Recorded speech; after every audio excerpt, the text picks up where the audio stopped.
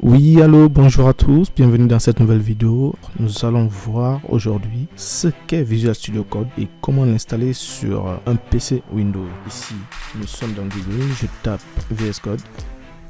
Je vais sur le site code.visualstudio.com. Et là, je clique sur Download Windows, il est multiplateforme. Alors nous, aujourd'hui, on va l'installer sur Windows 64 bits. On clique sur Download for Windows. Et là, il y a un pop-up qui apparaît qui nous demande d'enregistrer ou d'exécuter. Ce que je vais faire, c'est que je vais exécuter. Là, il est en téléchargement. Avant que le téléchargement ne finisse, je vais d'abord vous montrer la variable d'environnement pour vous montrer que le logiciel n'est pas encore installé. Pour cela, je fais Windows, je viens dans les commandes. Le répertoire de départ n'est pas important. Il suffit juste que je tape passe et je fais entrée. Et dans passe entrée, vous voyez très bien qu'ici qu'on n'a pas encore le pass de Visual Studio Code. Donc en gros, en tapant code, la commande ne sera pas reconnue par le PC. Vous voyez bien qu'ici, code n'est pas reconnu en tant que commande interne. Ce que je vais faire, c'est qu'on va continuer l'install. Ici, nous avons la page d'accueil. Suivant. Bien sûr, on accepte les conditions. Tac. On choisit un répertoire d'install, c'est celui-là. Hop. Visual Studio Code. Vous pouvez créer un dossier dans le menu démarrer comme vous voulez. Ici, on a plusieurs options. La première option est de créer une icône sur le bureau. En fonction de ce que vous voudrez, vous cochez celle que vous voulez.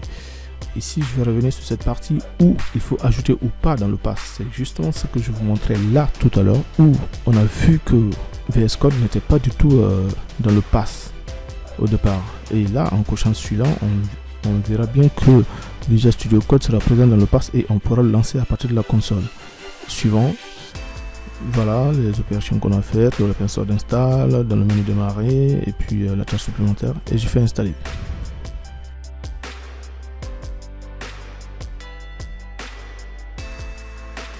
Voilà, c'est fini. Alors ici, vous pouvez laisser le bouton coché pour lancer directement Visual Studio Code au terminal. Alors je vais décocher pour vous montrer la variable d'environnement, ce qui a changé entre temps, avant qu'on installe et après. Alors ce que je vais faire, je vais relancer la ligne de commande.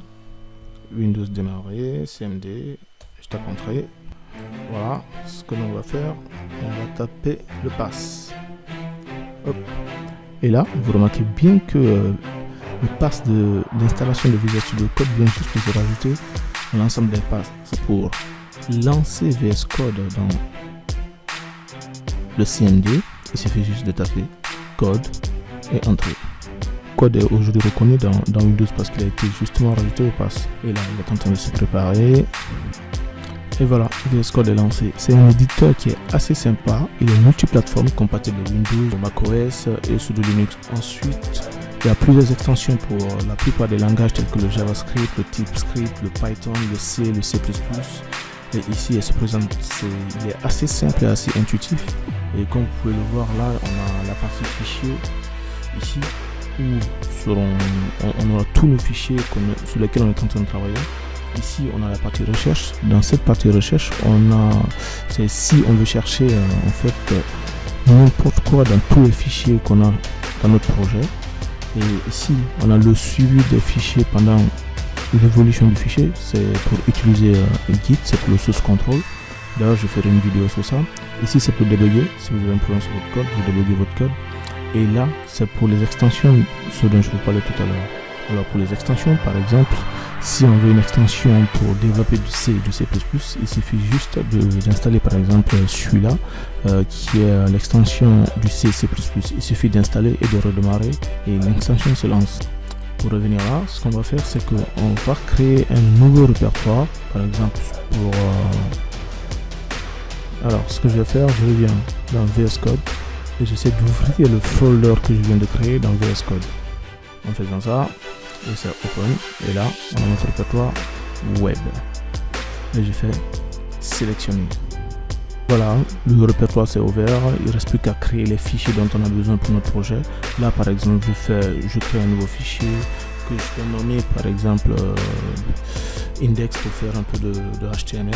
Je fais index.html. Et là vous remarquez que automatiquement l'éditeur détecte l'extension ou le langage qui est associé à une extension particulière. En tapant juste le point H, il me met le C, je mets T, ça correspond à rien, je mets M, il met carrément les chevrons de la balise, et N, ce sont les chevrons de la balise, c'est-à-dire de HTML. Pour HTML, dès que je tape un point d'exclamation, et je vois l'intelligence qui est en train d'agir, et j'établis, automatiquement il me génère toute la page, enfin tout le code de base du HTML.